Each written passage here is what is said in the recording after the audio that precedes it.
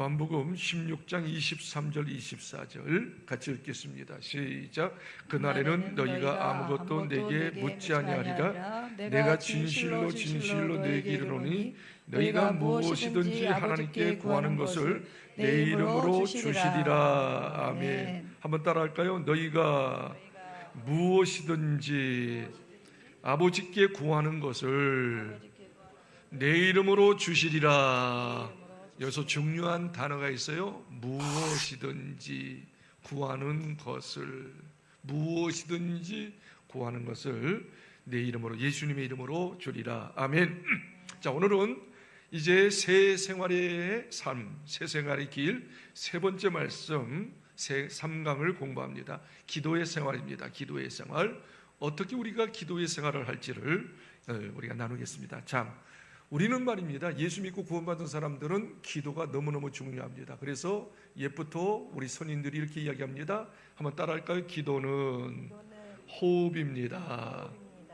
호흡을 안 쉬며 죽는 것처럼 기도하지 않으면 죽습니다. 영으로 죽습니다. 큰 일을 감당하지 못합니다. 다시 한번 따라하세요. 기도는 호흡입니다. 자, 오늘은 이제 신앙생활의 기초에 대해서 말씀 나누고 있는데 두 가지 말씀을 나눴다고 그랬죠. 말씀 생활, 예배 생활. 말씀은 기초 중에 기초. 그리고 쌍두마차와 같은 바로 두 번째는 예배 생활. 말씀과 예배는 뗄래야 뗄 수 없는 관계라고 그랬어요. 그리고 오늘 이 시간에는 그 가운데서 힘을 주고 에너지를 주고 기름과 같은 기도 생활을 나누겠습니다. 거기다 적으세요. 이 시간에는 세 번째로 기도 생활에 대해 말씀을 나누겠습니다. 그러면 성도가 왜 기도를 해야 할까요? 구원받은 사람이 왜 기도해야 할까요? 읽어주세요. 우리가 기도하는 이유가 여러 가지 있겠습니다만은 한마디로 말해서 지금도 살아계신 하나님을 경험. 기도하는 궁극적인 이유는 뭐냐면 하나님 경험하기, 하나님 만나기 위해서, 하나님 체험하기 위해서 기도하는 줄 믿습니다. 하나님을 경험하기 위해서 기도합니다. 세 번째, 이 세상에 살아가는 데 있어서 기도 없이도 살아갈 수 있습니다. 네, 우리가 이 세상 살면서 예수 믿지 않는 사람 기도 안 하잖아요. 성도들도 기도 안 하고 살 수 있어요. 그런데 중요한 것이 있어요. 기도 안 해도 살 수 있지만, 그렇지만 거기다 적으세요. 가운데 기도 없이는 살아계신 하나님을 만나기가 어렵습니다. 기도 없이는 살아계신 하나님을 만날 수 없다. 하나님의 능력을 체험할 수 없습니다. 깨닫습니까? 살 수는 없어요. 그러나 기적을 체험하기 위해서, 하나님의 살아계심을 경험하기 위해서는 꼭 반드시 틀림없이 기도해야 한다. 그래서 성경은 반드시 이렇게 이야기하고 있는 거예요. 자, 요한복음 16장 24절 읽겠습니다. 시작. 지금까지는 너희가 아무것도 구하지 아니하였으나 구하라. 그리하면 받으리니 너희 기쁨이 충만하리라. 네, 여기 보니까 지금까지는 너희가 아무것도 구하지 아니하였으나, 예수님께서 말이에요, 이제 마지막 고별 설교하면서 너 기도 많이 안 했지? 그러나 이제부터는 기도해야 한다. 나 없어. 이 땅 떠날 거야. 천국 갈 거야. 그러나 기도하면 나 만날 수 있어 하면서 뭐예요? 구하라. 그리하면 받으리니 너희의 기쁨이 충만하리라. 기도하면 반드시 살아계신 하나님의 역사를 체험할 수 있다는 것이죠. 두 번째 같이 읽겠습니다. 마태복음 7장 7절로 11절 크게 읽겠습니다. 시작. 구하라, 찾으라, 문을 두드리라. 그리하면 얻을 것이고 찾을 것이고 열릴 것이라. 구하는 이마다 얻을 것이요 찾는 이마다 찾을 것이요 두드리는 자마다 열릴 것이라. 구하는 자는 천부께서 좋은 것을 주시리라. 네, 여기서 구하라, 찾으라, 문을 두드리라고 하는 이유가 뭐지요? 기도하는 자에게는 반드시 좋은 것을 주신다는 거예요. 그래서 단서가 있죠. 구하면 얻을 것이요, 찾으면 찾을 것이요, 두드리면 열린다. 단서죠, 단서. 구하라, 찾으라, 두드리라. 그러면 받는다라고 이야기하고 있는 거예요. 계속 읽어주세요. 하나님은 기도하기 전에 우리의 필요한 것을 다 알고 계십니다. 그러나 기도하는 자에게 좋은 것, 필요한 것을 주십니다. 네, 중요한 거예요. 그 마태복음 6장 8절로 13절에 보니까 6장 8절에 보니까 하나님께서 구하기 전에, 너희들이 구하기 전에 너희의 필요한 걸 다 알고 계신다고 그랬어요. 그러나 그 다음에 이야기를 6장 8절에는 구하기 전에 너희 필요한 걸 다 안다 하나님이. 그러나 6장 9절에 주기도문을 이야기합니다. 이렇게 기도하라, 기도하라, 기도하라. 그러면 주시리라. 아시지만 기도하는 자에게 주시는 줄 믿습니다. 한번 성경 한번 찾아봅시다. 예수께서 36장 36절 37절 굉장히 중요한 말씀이에요. 기도하는 사람은 이 말씀 명심하고 기도해야 한다는 사실이죠. 예수께서 36장 36절 37절 읽겠습니다. 예수께서 36장 37절입니다. 시작. 너희 사방에 남은 이방 사람이 나 여호와가 무너진 곳을 건축하며 황폐한 자리에 심은 줄을 알리라. 나 여호와가 말하였으니 이루리라. 네, 여기서 뭐라고 이야기합니까? 너희 이스라엘 백성들아 다 붕괴되고 망하게 되지 않았느냐 그랬죠? 너희 사방에 남은 이방 사람들이나 여호와가 무너진 곳을 건축하며 황폐한 자리를 심은 줄 알리라. 다시 말하면 무너지고 황폐된 것을 다시 하나님께서 일으켜 준다고 약속하셨어요. 말씀하셨어요. 그러나 안다 할지라도, 틀림없이 그렇게 된다 할지라도 반드시 너희들은 어떻게 해요? 37절이 중요해요. 다 같이 읽겠습니다. 37절 시작. 여호와께서 이같이 말씀하셨느니라. 그래도 이스라엘 족속이 이같이 자기들에게 이루어 주기를 내게 구하여야 할지라. 내가 그들의 수요를 양떼같이 많아지게 하되. 너희들이, 하나님은 틀림없이 우리들의 필요한 걸 아신다고 그랬어요. 그리고 하나님께서 우리에게 복 줄 걸 알아요. 틀림없이 잘 되게 할 거예요. 그런데 잘 되게 한다고 가만히 있으면 안 된다. 복 줄 것이라고 알고도 가만히 있으면 안 된다. 하나님께 구체적으로 어때요? 복을 달라고 기도 제목 붙잡고 기도할 때 그것이 온전히 성취하리라고 37절에 말씀하고 있어요. 다시 보시면 37절에 주 여호와께서 이같이 말씀하셨느니라. 그래도 36절에 틀림없이 뭐라고 해요? 무너진 곳을 건축하리라. 황폐한 자리가 다시 심은 줄, 다시 일어날 줄 알리라 했죠. 그런데 그래도 그것이 성취하기 위해서 기도할지니라. 아멘. 여러분 필요한 거 하나님이 아셔요. 아시겠어요? 여러분이 정말로 있어야 할 걸 다 하시는데 그것을 있어야 할 것을 하시는 하나님이 주실 줄 믿고 가만히 있으면 안 된다. 그걸 붙잡고 기도해야지만이 응답 주신다. 그래서 기도는 해도 좋고 안 해도 좋은 게 아니라 반드시 해야 한다. 꼭 명심하십시다. 자, 그 다음에 읽어주세요. 그러므로 성도가 기도하지 않는 것은 죄입니다. 기도하지 않는 건 죄예요. 아시겠어요? 기도하지 않는 건 무조건 죄예요. 꼭 기억하십시오. 계속 읽어주세요. 왜냐하면 기도하지 않는 것은 나는 하나님의 도우심 없이도 살 수 있습니다. 그 다음 나는 죄인으로 살아가겠습니다라고 고백하는 성도요 거드름을 떠는 것이기 때문입니다. 그렇습니다. 기도하지 않는 것은 뭐냐면 나는 하나님 도움 없이 살 수 있어.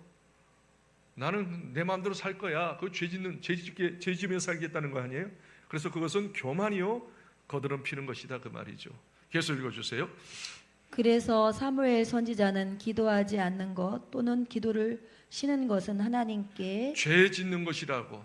그렇죠? 기도 쉬는 것도 죄고 기도하지 않는 것 그것도 죄다 그 말이에요. 기도하지 않는 것도 죄고 기도 쉬는 것도 죄다. 왜? 나는 하나님 도움 없이 살 수 있다. 내 마음대로 살겠다고 하는 교만이요 거드름 피는 것이다. 무서운 죄인 거예요. 계속 읽어주세요. 그렇기 때문에 기도는 해도 좋고 안 해도 좋은 것이 아니고 성도라면 마땅히 해야 할 것입니다. 그대로 계속 기도 성공하면 모든 것을 성공할 수 있습니다. 기도를 성공하면, 늘자를 넣으면 좋겠네요. 기도를 성공하면 모든 것을 성공할 수 있어요. 반대로 기도 실패하면 모든 것 되나 될 것 같은데 안 된다. 왜? 하나님께서 후원하지 않는다, 도와주지 않는다 그 말이죠. 계속 읽어주세요. 기도하면 반드시 살아계신 하나님을 체험함으로 만날 수 있게 됩니다. 성도는 정시 기도와 집중 기도를 해야 그래서 합니다. 여러분 이건 철학이에요. 철학, 철칙이에요. 철칙. 조금도 변경돼서는 안 됩니다. 기도해야 한다. 기도하면 응답 주신다. 기도하지 않는 거 죄다. 아멘. 기도 쉬는 거 죄다. 그래서 반드시 우리는 기도해야 하는데 어떤 기도하느냐? 세 가지 기도해요. 그 첫째 따라합시다. 정시 기도. 두 번째 따라합시다. 집중 기도. 또 한 가지 더 포함시킵니다. 무시 기도입니다. 무시 기도. 무시도 하는 기도. 다시 정리합니다. 정시 기도, 집중 기도, 무시 기도. 요 세 가지 기도는 성도들이 반드시 해야 할 기도다. 오늘은 첫 번째 자, 세 가지를 같이 나누는데 첫 번째는 정시기도입니다. 정시기도를 다른 말로 말하면 평상시의 기도다. 평상시. 문제가 있든 없든 기도하는 거예요. 문제가 있든 없든 기도하라. 평상시 기도. 자, 그러면 정시 기도는 세 가지 기도가 있어요. 첫째, 자, 첫 번째는 아침 기도가 있는데 아침 기도를 다른 말로 말하면 기상 기도라고 합니다. 적어주십시오. 기상 기도, 아침 기도 가운데 있는 거 기상 기도. 아침 기도는 정시, 아침에 하는 기도인 줄 믿습니다. 읽어주세요. 아침에 일어나자마자 기도하는 것이 아침 기도 또는 기상 기도입니다. 기상 기도는 굉장히 중요합니다. 왜냐하면 기상 기도에 따라 하루가 달라집니다. 어떤 사람들은 예수 믿어도 직분이 있어도 일어나자마자 그냥 자기 일을 해. 막 세수하고 막 양치질하고 뭐 옷 입고 막 그러는데 그러면 안 돼. 일어나자마자 무릎 꿇어야 무릎 꿇고 단 1분이라도 5분이라도 간절히 오늘 하루를 위해서 첫 시간 시작을 하나님께 드리는 겁니다. 왜 그러냐면 보세요. 첫 시간이 굉장히 중요해요. 기상기도가 중요해요. 자, 거기 한번 읽어보세요. 대수술 하려면 전치마취를 하죠. 대수술 이야기를 좀 합시다. 읽어주세요. 대수술을 하려면 전신 마취를 합니다. 수술을 다 마친 후에 마취에서 깨어날 때 헛소리, 이상한 소리를 하는 사람이 있습니다. 귀성을 지른다든지 욕설을 퍼붓는다든지 어느 목사님이 폐에 있는 종기를 제거하는 수술을 하기 위해서 전신 마취를 하게 되었습니다. 마취를 하기 전에 혹시나 깰 때에 이상한 소리를 하지는 않을까 하여 깰 때에 주여라고 고백하게 해달라고 간절히 기도를 했다고 합니다. 드디어 수술을 끝마치고 마취가 깰 때에 다행히도 주여라고 외치면서 깨어나더라는 겁니다. 자, 이게 무슨 말이냐면 여러분 아침에 딱 일어나자마자 하나님 앞에 기도하는 거예요. 오늘 하루의 삶을 바치면서 하나님께서 오늘 하루에도 선하게 인도하도록 좋은 사람 만나도록 좋은 역사 일어나도 기도하면 첫 시간에 기도하면 하나님께서 그때요 하루를 인도하는 거예요. 근데 첫 시간에 말이 기도하지 않고 내 마음대로 하면 하나님의 인도를 못 받는 거예요. 정말 불의한 일, 어려운 일이 생길 수가 있더라 그 말이죠. 여기 목사님이 자 이제 수술을 해요. 수술의 첫 마디가 중요하다는 거 아니에요? 근데 보통 대수술하고 마취하거나 마취해서 깨어나면 이상한 소리 많이 하더라는 거예요. 진짜예요. 예, 특히 그 어머니가 아기 낳고 난 다음에 산모가 아기 낳고 난 다음에 아기 낳으면서 막 이상한 소리 하는 것처럼 수술하고 첫 번째 이상한 소리 한다는 거예요. 아까 이야기했잖아요. 여기 막 괴성을 지르는 욕설을 팍팍. 그래서 이 목사님도 내가 수술해서 깨어난 첫 마디가 막 불편한 말을 하고 이상한 말을 하면 목사의 아름다운 덕이 드러나지 않잖아요. 그렇죠? 그래서 하나님께 기도하는 거예요. 하나님, 제가 수술하고 첫 마디를 은혜스럽게 나오게 하고 주여라고 나오게 하고 주여 감사합니다. 주여 하셨습니다. 그럼 얼마나 은혜스러워요. 그러면 다른 사람 보는 사람이 목사님을 또 기대할 거란 말이에요. 그 삶은 마찬가지인 거예요. 하루가 하나님께 기도하면서 하나님 앞에 정말 간구하는 그 기도가 있다면 그 삶이 아름답게 전개될 거예요. 자, 세 번째도 읽어보세요. 하루를 시작할 때 처음으로 나오는 기도. 그래서 제가 이렇게 얘기하는 처음으로 나오는 기도가 좋아야지 하루 일과 적으세요. 하루 일과가 좋아지는 것입니다. 틀림없는 사실이에요. 여러분 진짜 한번 딱 일어나자마자 하나님 바라보고 집중적으로 하루를 맡겨보세요. 어떤 문제가 있다면 하나님 이 문제 해결해 달라고 함께 해달라고 기도해 보세요. 기대가 됩니다. 아멘입니까? 읽어주세요. 그러므로 단잠에서 깨어나 기도를 잘 해야 합니다. 그냥 저녁에 잠 잘 자고 난 다음에 단잠에서 딱 깨어나고 더 하나님께 기도하면 그 하루가 얼마나 기대가 되고 비전과 소망이 있겠어요. 제일 좋은 기도는 자 이제 깨어나서 기도하는 거예요. 시편 81편 1절을 부여잡고 기도하는 게 좋겠다 저는 생각했어요. 다 같이 한번 읽어볼까요? 다 같이 읽어봐요. 시작. 나의 힘이 되신 여호와여, 내가 주님을 사랑하나이다. 새로운 한 날을 저에게 허락해 주셨사오니 감사하옵나이다. 오늘 하루를 하나님께 맡기오니 선하게 인도하소서. 이제 다른 거 못하더라도 이 기도를 하세요. 시편 이게 다윗이 한 고백이에요. 하루를 시작하면서 다윗이 한 고백인데 너무 좋은 고백이에요. 나의 힘이 되신 여호와, 나의 힘이 되시어서 내가 주님을 사랑하나이다. 다시 보세요. 나의 힘이 되신 여호와여, 내가 주님을 사랑하나. 이거부터 고백하세요. 나의 힘이 되신 여호와여, 나의 모든 것의 모든 것 되시는 여호와여, 나의 자원이 되신 여호와여, 내가 주님을 사랑하나이다. 그러면서 뭐예요? 하루의 한 날을 저에게 허락해 주셔. 하루의 한 날을 저에게 허락해 주셔서 감사합니다. 저는 이런 기도예요. 오늘도 새로운 기회를 주셔서 감사합니다. 저는 일어나자마자 이렇게 고백하면서 오늘 저에게 새로운 기회, 새롭게 살 수 있는 기회, 새롭게 도전할 수 있는 기회를 주셔서 감사합니다. 그 기도를 많이 하는데 새로운 한 날을 저에게 허락해 주셔서 감사옵나이다. 오늘 하루를 하나님께 맡기오니 선하게 아름답게 인도해 주옵소서. 아멘. 이 기도를 정말 믿음으로 하면 그 하루가 복될 거예요. 다시 한번 크게 하나님 앞에 고백하겠습니다. 나의 힘이 다 같이 읽었어요. 시작. 나의 힘이 되신 여호와여, 내가 주님을 사랑하나이다. 새로운 한 날을 저에게 허락해 주시오니 감사옵나이다. 오늘 하루를 하나님께 맡기오니 선하게 인도하옵소서. 이것을 정말로 꼭 하시기를 주의 이름으로 축복합니다. 이게 하루를 시작하는 아침 기도, 기상 기도예요. 이 기도를 정시적으로 하란 말이에요. 두 번째는 이제 어떻게 해요? 식사 기도를 해야 하잖아요. 식사 기도가 굉장히 중요합니다. 많은 사람들이 형식적으로 기도하는데 안 돼요. 놀라운 기도예요. 자, 그러면 식사 기도를 어떻게 하는가? 자, 1번 읽어주세요. 집에서 가족들과 같이 아니요. 식사기는 두 가지 방법을 네. 하면 좋습니다. 이거 꼭 기억하세요. 식사기는 두 가지 기도로 하는 게 참 좋아요. 두 가지 방법으로. 첫째 방법은 뭐냐면 읽어주세요. 집에서 가족들과 같이 식사할 때 하는 기도. 그러니까 식사를 두 종류로 식사할 수 있잖아요. 가족들과 함께 식사하는 기도가 있어요. 그래서 가족들과 같이 식사할 때의 기도. 두 번째는 직장에서 불신자와 더불어 식사할 때와 홀로 기도할 때입니다. 네, 중요하죠. 무슨 말이죠? 우리 집에서만 기도하는 게 아니라 식사 기도하는 게 아니라 밖에 나가서 직장 생활하면서 동료들과 더불어서 믿지 않는 사람과 더불어 여러분 어떻게 기도해요? 그때가 전도할 수 있는 절호의 기회입니다. 하나님의 사람으로 영감 있게 선한 영향력을 끼칠 수 있는 절호의 기회. 근데 그 기도를 놓치는 거냐?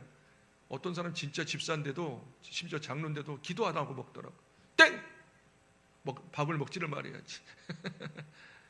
정말 그때 기도 잘해야 합니다. 자, 그러면 보세요.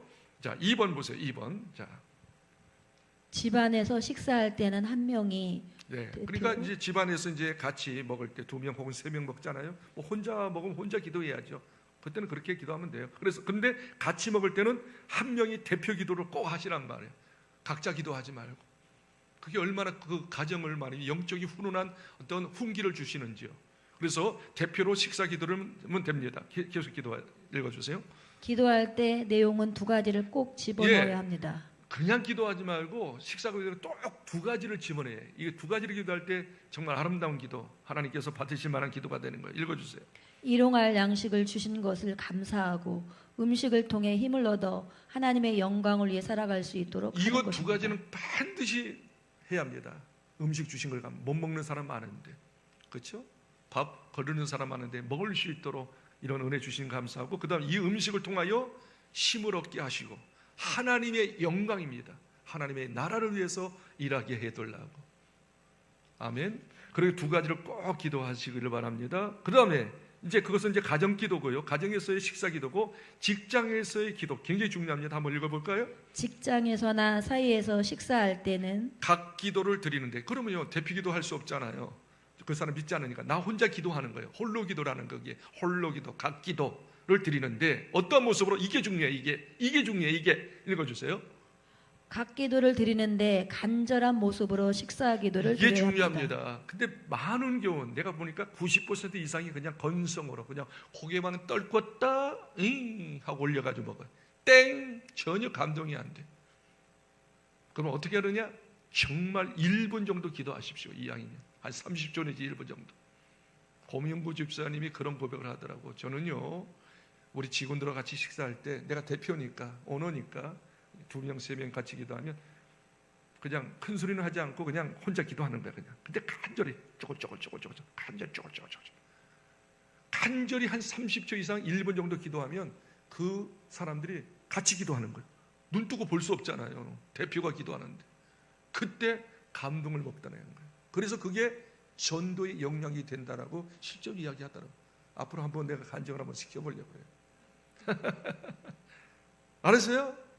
특히 믿지 않는 사람하고 기도할 때는 30초 이상 어떻게 고개 딱 들고 두 손 딱 보고 가만히 이렇게 하지 말고 두 손 딱 보고 이렇게 고개 끄덕하면서 주여. 그러면서 뭐요? 그 옆에 있는 사람 기도하는 거요. 이 사람들도 소화 잘 되게 해달라고 건강하게 해달라고 하나님 영광을 위해서 살려고 예수 믿게 해도 기도할 수 있잖아요.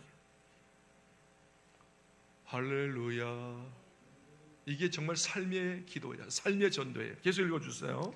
주변 사람이 보더라도 감사 기도를 드리는 것처럼 기도를 드린다면 불신자들도 기도하고 싶은 마음이 들게 될 그래, 것입니다. 저렇게 간절하게 누군가는 잘 모르지만 간절히 그러면 도와주지 않겠느냐 말이야. 그렇게 간절히 기도하는데 어떤 신이든지 그 사람들은 어떤 신인지 우리는 하나님이지만 어떤 신이든지 그 기도를 들어주지 않겠냐. 이게 전도의 비법이고요. 영향력을 주는 거예요. 역시 믿는 사람이 뭔가 있어. 함부로 우리를 대하지 않잖아요. 이 영권이 영권. 깨닫기를 바랍니다. 저의 간증을 한번 읽어볼까요? 저는 중고등학교 다닐 때에도 점심 도시락을 먹을 때 먼저 간절하게 감사 기도를 드렸습니다. 식사 기도 시간에 좀 길게 하는 편이었기 때문에 식사 기도 중 반찬이 없어지곤 했지만 우리 반에서 가장 말썽을 피웠던 친구가 상담을 요청해 왔고 문제가 잘 해결되므로 교회로 인도하는 역사까지 경험을 했습니다. 실제 제가 고등학교 2학년 때 저는 모범생이었기 때문에 저는 모든 것을 모범으로 했어요. 예수 믿고 목사가 될 사람인데 우리 교복 입고 다녔거든요. 헛구. 보통 애들이 잘난 척하기 위해서 헛구도 다 빼. 모자도 푹 눌렀어요. 난 탁 피고 헛구 맸고. 그리고 나는 구두 신고 다녔어. 운동 안 신었어요. 그리고 데려가지고 반듯하게 누가 보더라도 모범생이야. 책가방을 탁 들고 말이야. 얼마나 당당하게 걸어가 다녔는지 몰래. 그리고 보통 아침 먹지 않고 오잖아. 아침 그때 일러 빨리 왔거든요. 중교를 빨리 했는데 보통 애들이 도시락을 싸와가지고 2교시면 다 끝나. 1교시 끝나고 먹고 2교시 끝나고 먹고 그 10분 동안 시간 있잖아. 점심시간에 식사하는 애는 거의 없어요. 우리 다닐 때는 보통 한 반에 70명, 80명이 아시잖아요. 거의 먹었어요. 한 10명 빼놓고 다 먹어요. 그래서 저는 배고파도 끝까지 참은 거예요. 그래서 점심시간에 말입니다. 딱 놓고. 그때 우리 어머니가 참 음식을 잘해 주셨어요. 도시락을 잘 챙겨 주셨어요. 소세지, 그 다음에 오뎅 이런 거 있잖아요. 계란 이렇게 풀어가지고 탁 덮어주고 말이지. 김치 이렇게 해가지고 다른 애들 비해서 내가 상당히 잘 먹었어요. 반찬이 너무 좋았어요. 그래서 저는 딱 점심시간에 딱 놓고 정말 이렇게 기도했어요. 간절히. 일부러 그렇게 했어요. 예수 믿는 어떤 모습을 보이려고 간절히 기도했어요. 기도하고 아멘하고 보면 반찬이 반이 없어졌고 밥이 반이 없어졌어요. 그래서 애들이 거기 가지고 떠가지고 먹어버린 거예요. 그래서 한 번도 저는 큰 소리 하지 않았어요. 같이 먹자. 일로 와라. 같이 먹자. 그것을 누가 봤느냐면 우리 반에서 아니죠. 우리 그 정교에서 제일 싸움 잘하는 깡패가 나를 본 거야. 깡패놈 같은 놈이 이렇게 간절하게 기도하는 모습. 그렇게 몇 번 봤나 봐. 그래서 어느 날 나를 불러요. 속이야 잠깐 이야기 좀 하자. 그 뒤끝에 가가지고 이야기하는데 눈물 글썽이면서 이야기하더라고. 깡패 녀석이. 아버지 어머니가 대판 싸워가지고 이혼 지경에 있다 그거예요. 이혼하겠다 그거예요. 그래서 이혼하면 어떻게 하겠느냐 그거예요. 그래서 네가 보니까 간절히 하나님께 기도하는데 우리 아버지 어머니 이혼하지 않도록 좀 기도 좀 해줘라. 그래서 걔 끌어안고 막 기도해 준 거야. 하나님 하면서 이혼하지 말게 해달라고. 좋은 가정 되게 해달라고. 간절히. 근데 어느 날 며칠 후에 이 녀석이 나 또 찾아온 거야. 다른 반이었거든. 우리 반은 또 아니었어요. 찾아오면서 말하기를 네가 기도해서 우리 극적으로 화해가 돼가지고 이혼하지 않게 되었다고. 감사하다고. 그러면서 너 어느 교회 다니냐고 말. 나 저 교회 다닌다. 근데 너무 먼 거야. 그 가까운 교회 내가 소개해줘서 이 교회 다니라고. 아마 지금까지 잘 다니라고 생각해요. 할렐루야. 그러니까 여러분 이 도시락 놓고 기도하는 거, 식사 놓고 간절히 기도하는 거 주변의 사람이 다 봐요. 그때 진짜 진정으로 간절하게 하나님 앞에 부르짖는 그 간절한 모습 보면요. 마음에 다 화하잖아요. 문제 있잖아요. 누구한테 의탁할 수가 없어. 문제가 있어도 어떻게 할 수도 없는 거야. 근데 기도하면 기도하면 되는구나. 그걸 감동시켜주는 거죠. 이런 은혜가 있기를 바랍니다. 자, 그 다음에 세 번째 기도입니다. 저녁 기도. 이 저녁 기도가 굉장히 중요해. 여러분 지금 제가 이야기하는 이 기도 보편적인 기도라고 생각하지 마시고요. 이거 하느냐 안 하느냐 천지차예요. 가정이. 저녁 기도가 중요해요. 자, 읽어보실까요? 1번. 저녁 기도는 가족들과 다 같이 자, 중요해요. 가정 예배를 드리면서 기도하는 시간입니다. 정확하게 이야기하면 저녁 기도는 가정 예배 드리면 저녁에 하루 일과 다 마치고 다 와라, 안방에 와라, 거실로 와라. 그러면서 어떻게 해요?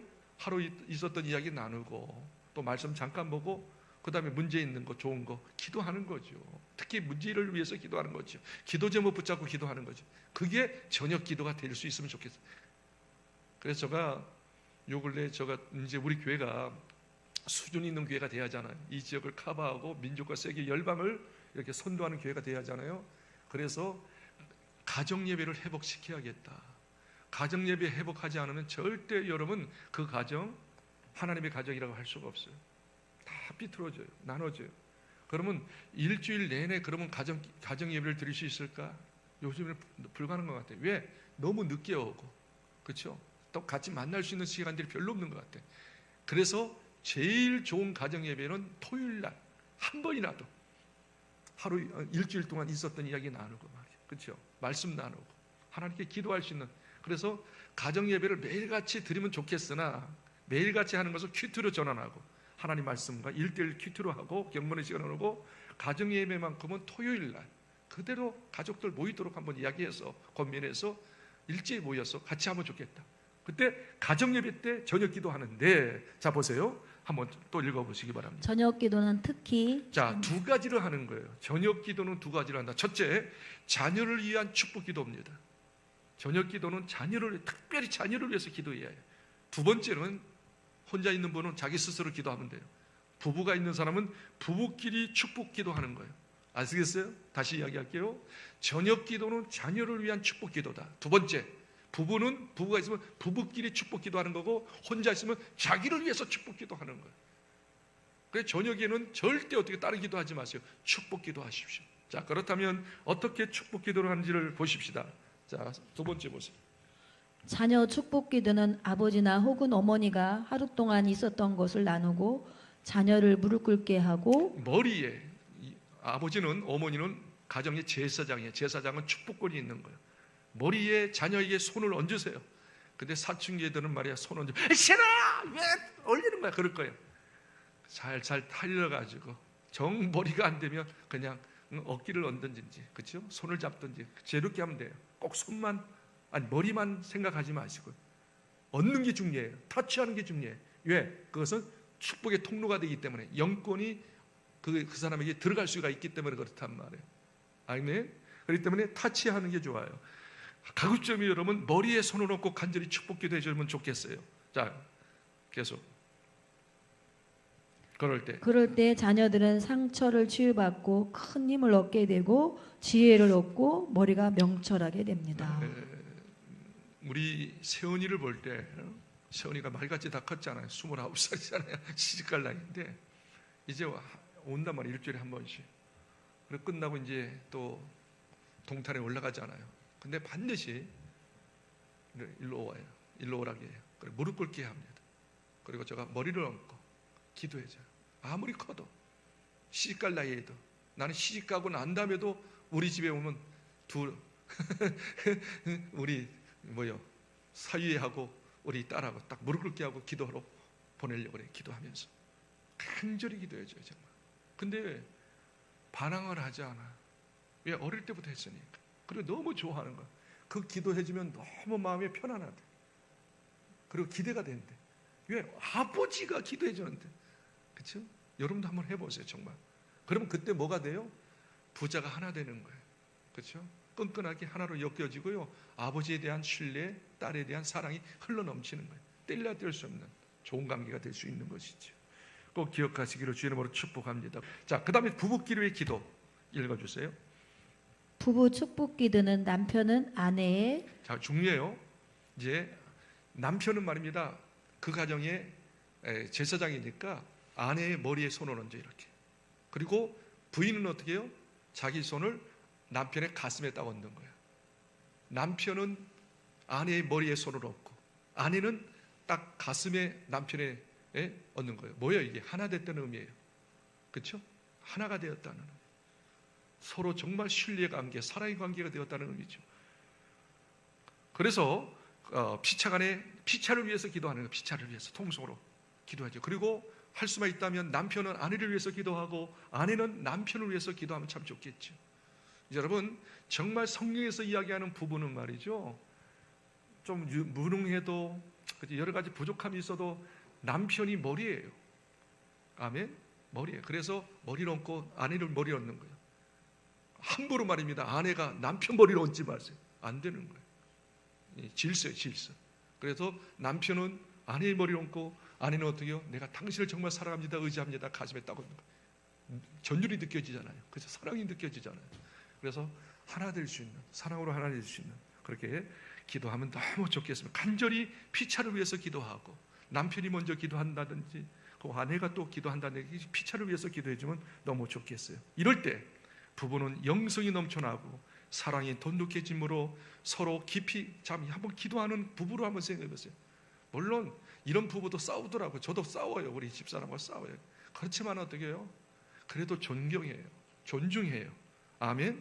그리고 서로 격려하고 위로해주는 영적 동력자가 돼요. 영적 동력자, 하나님 안에 영적 동력자가 되면요, 그냥 좀 불편한 것이 있어도 금방 풀어지고, 그래, 내 사랑하는 사람이지, 하나님이 사랑하는 사람이지, 그러면서 서로 정말 존중해줘요. 존중해줘, 위로해줘요, 격려해줘요. 하나 되는 거예요. 나는 확실히 믿습니다. 이렇게 기도하는 부부는 절대, 죄송하지만 이혼하지 않습니다. 이혼하지 않을 것 같아요. 아멘이요. 기도가 없기 때문에. 제가 전에도 이야기했죠. 왜 사람들이 나눠지느냐, 티격태격 싸우고 말이야 불전되느냐 하면 그 사람을 위해서 정말 기도한 적이 없어요. 정말 사랑으로 깊이 기도한 적이 없어요. 정말 그 사람이 좀 잘못했을지라도, 원수 같은 일을 할지라도 정말 그 사람을 위해서 간절히 기도할 수만 있다면, 불쌍히 여기는 마음으로 기도할 수 있다면 나눠지지는 않을 것 같아요. 왜 기도하는데? 기도하면 하나님이 이혼하라, 나눠지라 할 거예요? 절대 그러지 않아요. 너 용서해줘라, 피차 죄인이다, 받아줘라. 기도하지 않기 때문에 나눠지는 거예요. 기도하시면 회복되게 될 줄 믿습니다. 아멘이 다 죽어갑니까? 이제부터 더 기도합시다. 자, 그래서 첫 번째는 뭐예요? 첫 번째는 정식기도. 두 번째 기도는 네, 이제 그러니까 다시 정리할게요. 정식기도는 세 가지: 아침기도, 식사기도, 저녁기도. 꼭 명심하세요. 탁탁탁 나와야 해요. 그냥 다 다시 이야기하겠어요. 정식기도는 세 가지. 시작. 아침기도, 식사기도, 저녁기도. 이렇게만 한번 해보세요. 모범적인 가정이 될 거예요. 모범적인 영적인 공동체가 될 거예요. 두 번째, 집중기도입니다. 집중기도, 말 그대로 어떻게요? 집중적으로, 그렇죠? 한 가지 제목을 가지고 간절하게 부르짖는 기도지요. 이걸 다른 말로 말하면 특별기도라고 합니다. 특별기도. 이걸 다른 말로 말하면 비상기도, 사이렌. 아픈 사람이 있으면 하는 것처럼 문제가 있으면 그 문제를 향해서 간절히 기도하는 거예요. 다시 한번 따라할까요? 집중기도, 특별기도, 비상기도. 자, 그렇다면 언제 집중기도 할까요? 첫 번째, 거기다 적으세요. 집안의 문제로 인한 특별기도입니다. 집안에 문제가 있을 때, 문제가 있을 때는 진짜 집안에 문제가 있는데도, 여러 가지 어려움이 있는데도 기도하지 않는다, 이거 안 되는 말이에요. 진짜 기도해야죠. 자, 1번 읽어주세요. 집안의 건강 문제, 사업 문제, 자녀 문제 등이 생겨지면 영적 비상령을 내리고 집중적으로 기도하는 것입니다. 영적 비상령이 아니죠. 사이렌 울리는 거예요. 문제가 생겼습니다. 여기서 가끔 우리 소방이 문제가 생겨가지고 할 때 예배 시간에도 얼마나 깜짝 놀랐는지 몰라요. 그렇게 경고음을 울려야 해요. 하나님 어떡해요, 외치는 것이죠. 외치는 것이죠. 2번을 읽어주실까요? 특별기도는 문제가, 잘 중요해요. 집중기도 혹은 특별기도, 비상기도는 말이죠, 문제가 해결될 때까지 지속적으로 기도하는 거예요. 아니에요? 맞아요. 문제 해결, 비상인데 이게 죽게 되는데 지금 죽게 됐어요, 큰일 났어요, 해결될 때까지 기도하는 거죠. 계속 기도하는 겁니다. 계속 읽어주세요. 해결될 때까지 지속적으로 기도하든지 작정기도, 금식기도, 철야기도 등을 하는 이게 것입니다. 굉장히 중요해요. 작정기도 하는 게 중요해요. 이 문제 해결 때까지 한 달 작정, 20일 작정, 철야기도 계속 밤새면서 이럴 때 기도 한번 해야죠. 그럴 때 기도할 때 기도에 놀라운 것을 체험하고 기도의 사람이 되는 거예요. 그때부터 기도의 체질이 되는 거예요. 계속 읽어주세요. 특히나 자녀 중 군대에 입대했다든지 남편이 며칠 출장을 간다든지 하면 시간을 정해놓고 집중적으로 기도하는 것입니다. 여러분, 이 자녀들 군대 보내고 난 가만히 있는 부모, 어머니 없을 거예요. 진짜 기도할 거예요. 남편이 출장 가는데도 어떤 여자는 진짜 기도하지 않는 사람이 있어요. 야, 남편 없으니까 맘껏 땡이다. 내 맘대로 땡! 이런 무슨 그 가정은 멸망하는 가정이지. 기도해야죠. 머리 같은 남편인데 말이죠. 계속 읽어주세요. 특히 나라와 민족을 위기 상황에 처할 때 한 곳에 네, 거기 한 곳입니다. 한 곳에 모여. 네, 미스 프린트예요. 한 곳에 모여. 거기다 적으세요. 비상기도. 진짜 나라 민족이 전쟁 위기가 딱 닥칠 때 말이에요. 그렇죠? 비상자체가 있을 때 정말 세레모니를 합니다. 하나님 민족을 살려주세요. 미스바이 기도를 드려요. 우리나라가 말이죠. 6.25 때 거의 말하면 경상도까지 점령당하지 않았어요. 부산만 남지 않았어요. 그때 부산만. 그때 말이죠. 한 교회 모여서 목사님과 장로님들 1000명이 모여서 계속 금식기도했어요. 그 금식기도가 끝날 때 인천 상륙작전이 성공이 되므로 그때 어떻게 해요? 복원이 된 거 아닙니까? 정말 그렇습니다. 위기 때 기도 너무너무 중요합니다. 응답받을 때까지 금식하면서 절하면서 기도해야 될 줄 믿습니다. 그래서 다시 정리하면 집중기도, 비상기도 할 때는 놀라운 역사가 일어난다는 사실이에요. 옛날에 걸프 전쟁이 있을 때 실화잖아요. 실화. 걸프 전쟁이 있을 때 말이죠. 연합군이 위기에 있었어요. 영국군과 미국군이 위기에 닥쳤어요. 질 수밖에 없는 위기였어요. 그때 이라크 또 주변에 중국 나라가 막 대거 공습을 했어요. 그때 말입니다. 스커트 미사일을 쏜다고 그래요. 스커트 미사일. 그거 쏘면 이제 완전히 박살나는 거예요. 그런데 스커트 미사일을 적군에서 연합군에게 못 쏘도록 한 이유가 있었어요. 뭐냐면 바람이 역풍을 부는 거예요. 강력한 역풍이 부는 거예요. 그거 쏘아다 부었으면 연합군, 영국군과 미국군이 완전히 큰 피해를 당했어요. 그때 패전대가 있을 거예요. 그때 어떻게 해요? 그때 미국에서 영국에서 믿음의 사람들이 얼마나 기도했는지요. 그게 놀라운 간증이잖아요. 그때 기도했을 때 하나님께서 역풍을 불게 하셨어. 서커트 미사일을 쏘지 못하게 함으로 그때 대성한 거예요. 할렐루야. 이런 사례들이 얼마나 많은지 몰라. 비상기도. 하나님께서 위기에서 건져주실 줄 믿습니다. 첫 번째는 뭐냐면 집중기도. 첫 번째는 뭐냐면 문제가 있을 때 문제 해결받기 위해서 기도한다. 두 번째가 또 중요해요. 이걸 몰랐어요, 여러분. 두 번째는 최고의 은사를 받기 위하여 기도하라. 은사 받기 위해서 집중기도하십시오. 이 은사 주십시오. 이 은사 주옵소서. 이 은사. 근데 보통 은사가 아니고 최고의 은사 받기 위해서 한번 기도해 보세요. 뭐냐면 그 다음에 나와요. 읽어주세요. 삶의 영역 자체가 영적 전쟁 상태입니다. 그렇죠. 언제 어디서 악한 영들이 역사할지 모릅니다. 그러므로 악한 영을 완전히 소멸하고 승리하기 위해서는 자, 은사 받도록 기도하는 게 중요해요. 은사 받도록 기도하라. 여러분, 지금 악령이 말입니다. 강하게 우리에게 밀어닥치고 있어요. 우는 사자처럼. 그래서 다른 사람이 다 쓰러지고 자빠져요. 우는 사자처럼. 으르렁대는 거예요. 영적 전쟁이야. 그렇죠? 강력한 영적인 그 탱크를 밀고 말이죠. 핵폭탄을 밀고 우리에게 엄습해. 그러니까 다 좌절하고 쓰러지는 거예요. 그럴 때 우리는 어떻게 해요? 이길 수 있는 비결은 하나님의 강한 은사를 받아야 합니다. 한번 따라합시다. 은사를 위해서 기도합시다. 은사는 다른 말하면 영권이야. 영적 핵폭탄이에요. 사탄을 맞설 수 있는 영적 핵폭탄이 은사예요.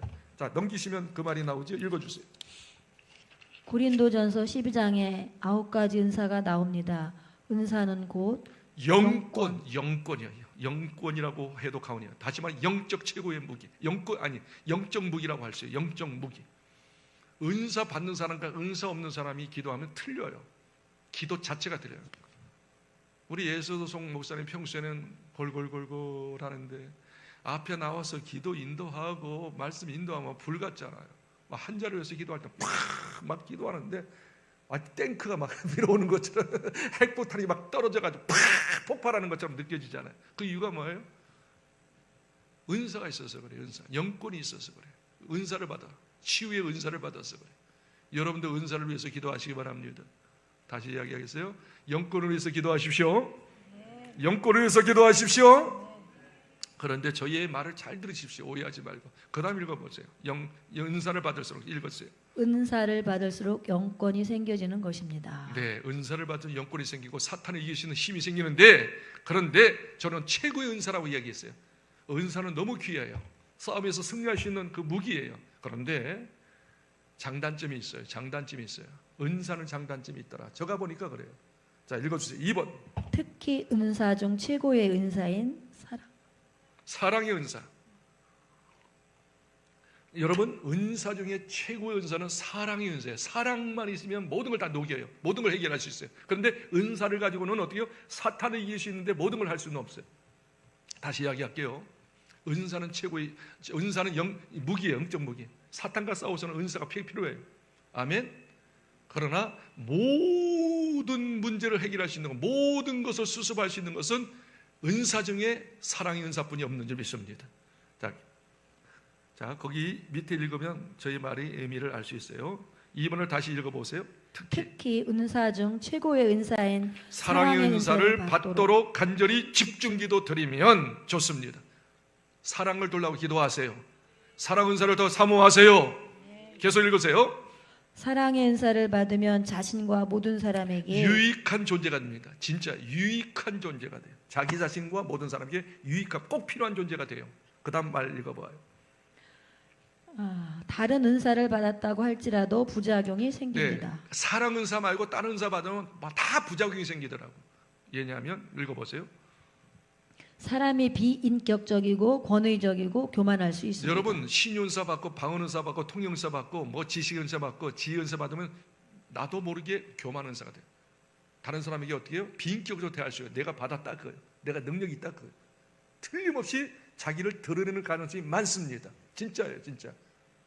그래서 신윤사 받는 사람 치고 교만하지 않은 사람 없고 타락되지 않는 사람이 거의 없어요.